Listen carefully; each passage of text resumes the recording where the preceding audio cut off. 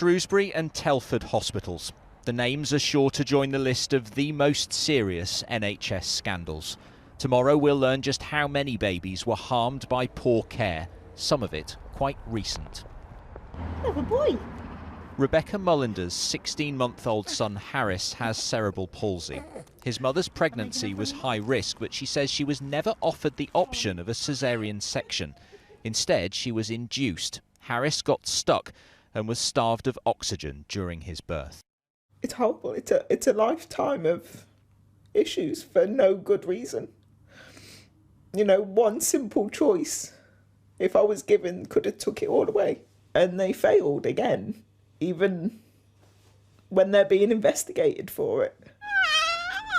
Harris won't be included in tomorrow's report because he was born too recently. But the Ockenden review will examine the care received by more than 1,800 families, mostly between 2000 and 2019. It has already identified failures, including families not being listened to, staff not recognising complications in pregnancy, and a dangerous culture of reducing the number of caesareans. This solicitor, who represents 100 families, has taken on 8 new cases from the last 2 years alone.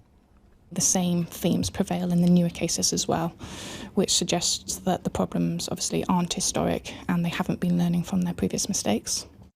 One of the cases under review is the death of Sophia Hotchkiss in 2014, after her mother was left waiting in pain to be checked over. While pregnant with her son Blake a year ago, Steph recognised the same symptoms, but says again she wasn't taken seriously. It was like history was going to repeat itself. Genuinely thought I was going to lose my son and I was going to have to bury another child because they were not listening. We can only really hope that things are going to change and will make a difference, and all these beautiful tiny little humans didn't die in vain. The hospital trust says it has delivered what was asked of it in the first Ockenden report and has made strong progress in improving care, though it concedes it has much more still to do.